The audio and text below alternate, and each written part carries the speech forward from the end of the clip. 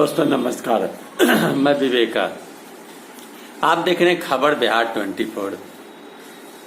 कानपुर वाले विकास दुबे के मरने के बाद भी उसकी माला मीडिया वाले जपते रहते हैं। खत्म हुई कहानी। विकास दुबे सरकार और पुलिस के लिए सरदर्द बने हुए थे। 8 पुलिस वाले को मारकर भारत के संविधान और कानून व्यवस्था का धज्जी उड़ाने का उसने काम किया। 7 दिन तक पुलिस को चकमा देता रहा। सत्ता पक्ष के लोगों के मदद से विकास दुबे की सल्तनत कायम थी। सत्ता पक्ष के गले की हड्डी बन गई विकास दुबे। अब वैसे दुर्नाम अपराधी, वैसे गली छाप, सड़क छाप, चवन्नी छाप अपराधी विकास दुबे की मौत के बाद फेक इनकाउंटर, तो मारा गया तो पकड़ा गया तो छोड़, क्या यह मजाक बनकर भारत के मीडियाओं में रह गया? विकास दुबे एक अपराधी था। विकास दुबे के परिवार के लोग भी उस अपराधी को सहयोग करते थे। विकास दुबे को सरकार ने मदद किया। विकास दुबे को पुलिस ने मदद किया। विकास दुबे का नेटवर्क लंबा था, लेकिन अंततः सरकार समझ गई पुलिस वाले की हत्या के बाद और विकास दुबे का अंत हुआ, मामला खत्म। अब बार बार विकास दुबे किया जाना, ऐसे करने से तो अपराधियों का मनोबल बढ़ेगा। विकास दुबे कोई महात्मा गांधी के तरह देश को आजाद नहीं कराया था।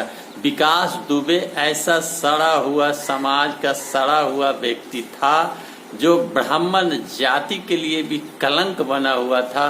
अब ब्राह्मण जाति के अंदर वो सरेला व्यक्ति ऐसा समाज का दुश्मन था जिसने कई बहुओं को विधवा किया, कई पिता के बुढ़ापे का सहारा छीना, कई बच्चे के सर से बाप के साया को छीना, कई बहनों के भाई को छीना, कई बूढ़े माँ बाप के सहारा को छीना। ऐसे दुश्मन रूपी विकास दुबे जो समाज के लिए कलंक था, समाज के लिए आतंक था, समाज के लोग डरे सहमे और सिसकते रहते थे, ऐसे लोगों के मर जाने के बाद उसकी अध्याय बंद होनी चाहिए।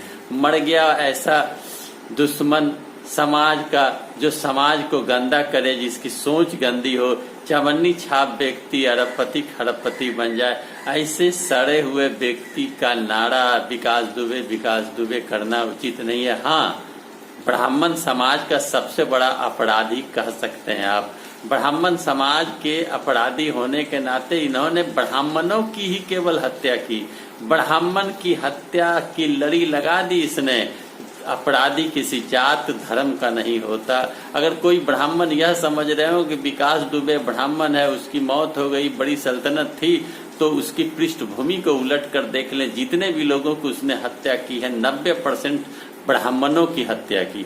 8 पुलिस वाले में भी ब्राह्मण अधिक थे।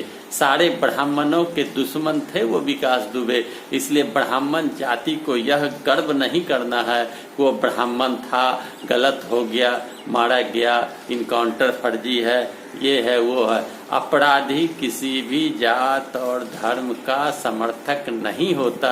अपराधी होता है जिसकी अपनी इच्छा के मुताबिक काम न हो तो वो किसी को भी मार सकता है। विकास दुबे अपने चचेरे भाई की भी हत्या का प्रयास किया था। विकास दुबे अपने बहनोई को भी तबाह किया था, ऐसा बयान उन लोगों ने दिया। तो विकास दुबे समाज का दुश्मन था। ऐसे समाज के दुश्मन को हीरो बनाने के लिए बार बार मीडिया में नाम छापना और फर्जी इनकाउंटर बोल के सरकार को डेमोरलाइज करना उचित नहीं। हाँ, विकास दुबे के कितने गंदे गंदे काम थे, कौन कौन से अपराध उसने किए, कहां से कहां तक का सफर था, इसकी खोज करके जनता को बताना चाहिए कि आखिर एक सड़क छाप, गली छाप, गांव का लड़का इतना बड़ा गुंडा बना तो कैसे बना और इतना रुपया लाया तो कहां से लाया।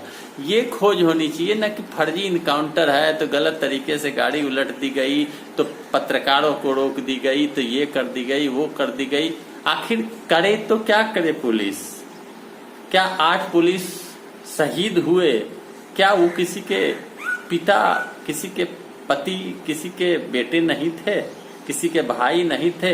यह सोचने का विषय है। तो बंद करो ये कहानी विकास इनकाउंटर फर्जी फला ढेका। गलत है, ये सिस्टम के खिलाफ है, मानवता के खिलाफ है। वो एक अपराधी था जिसने कानून व्यवस्था को धज्जी उड़ाने का प्रयास किया। उसने आतंकवादी से भी बढ़कर अपराध किया, जिसके साथ जो हुआ अच्छा हुआ। आगे भी ऐसे अपराधी के साथ ऐसा ही होना चाहिए। दोस्तों मेरा वीडियो अच्छा लगे तो लाइक करें, शेयर करें, कमेंट करें, सब्सक्राइब करें मेरे चैनल को। धन्यवाद।